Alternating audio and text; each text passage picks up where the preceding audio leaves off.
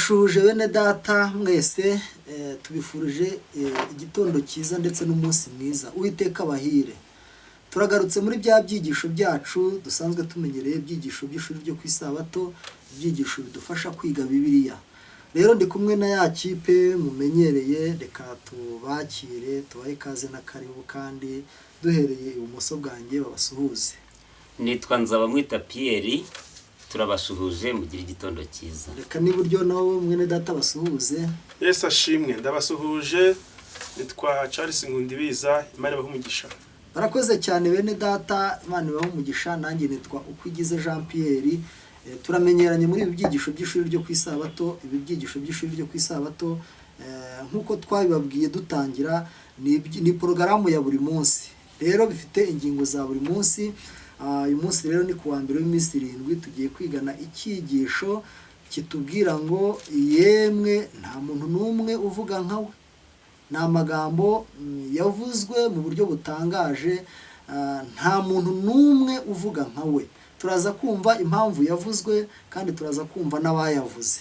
Rero mbere yuko tujya mbere mu cyigisho, reka tubanze dusenge. Turagushimiye data wera muremyi wacu, tugushimiye ko utugiriye neza ukaba uduhaye kuramuka, kandi tunagushimiye uburyo waduteguriye uyu mwanya mwiza wo kuza kwiga ijambo ryawe kuri iyi cano, ndetse tunagushimiye bene data badukurikirana, izina ryawe rihabwe icyubahiro. Amen. Turasenze dusabye umugisha uva kuri wowe, kandi yaba kuri twe yaba no kubadukurikirana uduhe umugisha cyane uwo gusobanukirwa ijambo ryawe, uwo kumenya urukundo wadukunze, uwo kumenya uburyo watuzaniye ubutumwa budukiza, maze igihe turi kwiga ibi byigisho ubutumwa bwiza uko bwanditswe na Yohana, umwuka wera atube bugufi adusobanurire, atwigishe kugira ngo turusheho gusobanukirwa n'urukundo rwawe.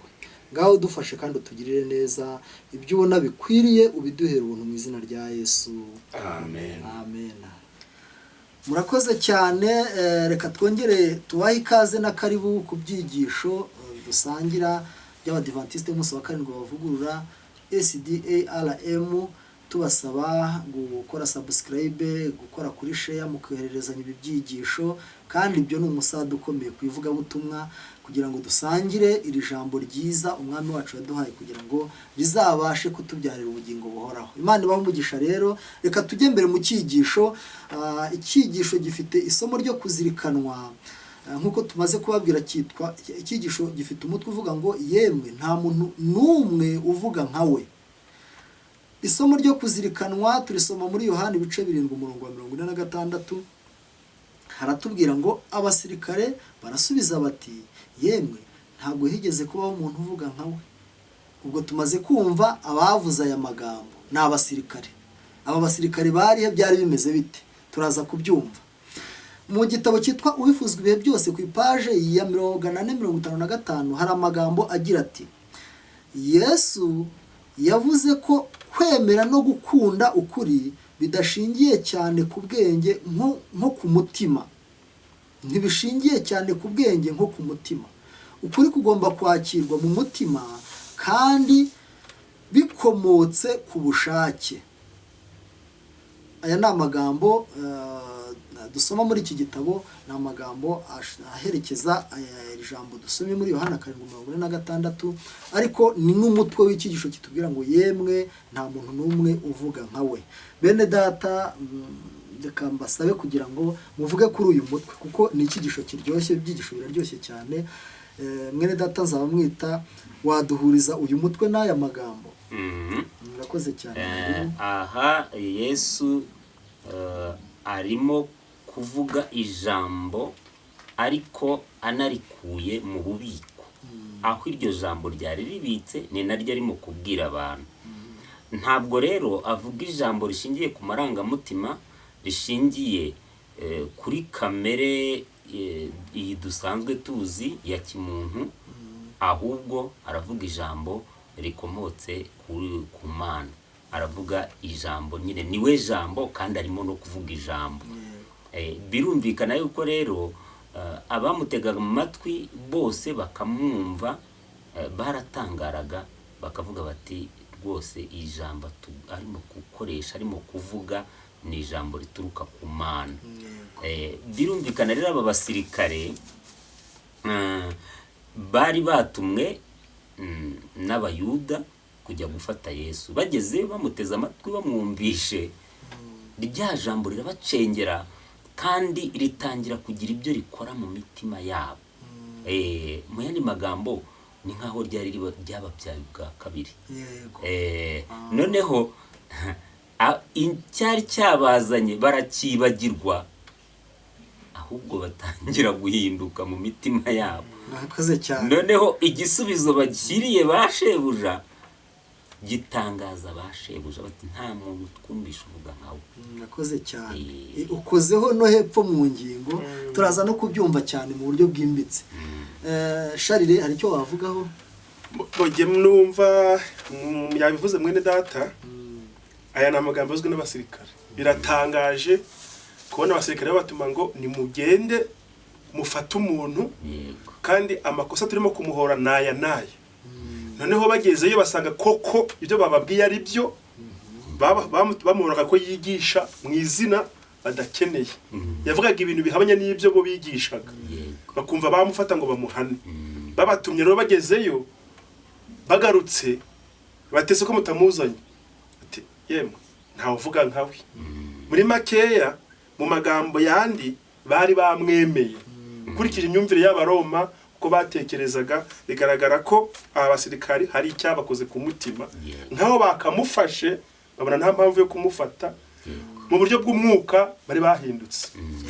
Urakoze cyane. Katujye mbere mu ngingo y'uyu munsi ku wa mbere. Iyi ngingo y'uyu munsi rero iratubwira ngo inyungu abantu bafite muri Yesu. Ariko bene data reka mbararike muzakurikirana ibyigisho kugeza iki cyumweru kirangiye, tuzamenya neza yemwe nta muntu n'umwe uvuga nkawe.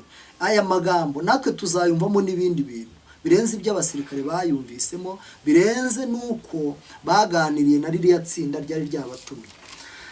Noneho rero inyungu abantu bafite kuri Yesu hafite A na B. Kuri A harabaza ati ni icyo abayuda bamwe babajije bamaze kumva Yesu no kubona ukuntu yabwirizaga ku mugaragaro. Muri Yohana ibice 7:25 no 26 kadusabe Sharire adusomere. Yohana igice cya 7 ku murongo wa 25 ndetse no murongo wa 26 aranditse ngo nuko bamwe mu Yerusalemu barabazanya bati uwo bashaka kwica suyu, nyamara dore aravugira ku mugaragaro ko ntacyo bamugira. Mbese harya ni ukuri koko abakuru bacu bemeye ko uyu ari we Kristo? Ubwo urumva hano babivuze batangara, ariko niba mubyibuka mu byigisho byo hirya twari twizemo ko mu minsi mikuru baramutegereje baramubura igihe bamushakaga, ariko mu gihe badatekereza babona araje. Noneho rero bya byongorero bavugaga bati no mwigisha ati yaratukirije umuntu yatugaburiye imitsima, babivuga mu rwongorero barongeye basubira mu rwiherero. Batese barongorerana batese uriya siwe bavugaga se ko bari bumwice. None se ati cyangwa nukuri nabo bemeye ko ari umwigisha. Urumva babivugaga batangara. Yesu rero akomeza arigisha. Ni gute Satani yakoresheje abategetsi kugira ngo atume bashidikanya? Aho ni kuri B yaho. Noneho muri Yohana 7:27 reka mwene data yongera dusomere. Yohana igice cya 7 ku murongo wa 27. Uyu tuzaho yaturutse, ariko Kristo naza ntawe uzamenya aho yaturutse. Murakoze cyane. Urumva hari uburyo Satani ngo yakoresheje kugira ngo acanganyikishe bari abantu bibazaga, kuko bari bamaze kuvuga ati nabigisha bacu ziko bemeye ko ari umwigisha koko, kuko baba barabyemeraga ariko bagatinya no kubihamya ku mugaragaro kubera ko batinyaga bashebuje cyangwa se abigisha babo. Ariko noneho Satani abonye ko imitima y'abantu iri kwizera ngo anyurira muri ba bayobozi, noneho baravuga ati uyu turamuzi tuzi aho yaturutse, ariko Kristo naza ntabwo tuzamenya aho azaturuka. Reka twumve icyo aya magambo abivugaho mu gitabo cy'Ibivuzwe ibihe byose ku ipaje 457 haragira hati abenshi mu bari bateze amatwi Kristo kandi bari batuye i Yerusalemu bari bazi imigambi mibisha abayobozi bamufitiye, bumvise hari imbaraga ikomeye ibarehereza kuri Kristo, bemejwe ko ari umwana w'Imana. Kubera ko imigambi bamufitiye babonye batamwishe, baravuga bati bemeye. Noneho rero iki kinyoma nacyo kiraza, ariko se bene data, ahangaha reka nongere mbaha akanya mbere yuko dukomeza. Murumva namwe ni gute mwahuza ibi bintu? Ni gute Yesu yari yashatswe ntabonwe kandi bafite umugambi wo kumwica, ariko yarangiza akaza akageraho agatangira no kwigisha, yewe nta n'umuhaye ijambo ngo yakoreye mu gikari cy'urusengero atangira kwigisha. Noneho kugeza kuri uru rwego abantu bosubiranye baravuga ati ibi bintu kuki byabayeho, kuki batamufasha? Aha haratubwira inyungu abantu bafite kuri Yesu, abantu bafite muri Yesu. Muri Yesu abantu bamufitemo inyungu yo kuba ari umukiza wabo, niyo nyungu abantu bafite muri Yesu.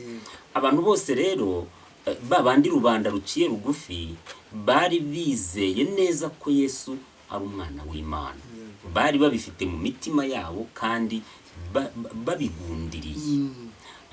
Noneho igihe bashakaga ko aza, we ntiyaza, ahubwo aza hashize agahe gatoya.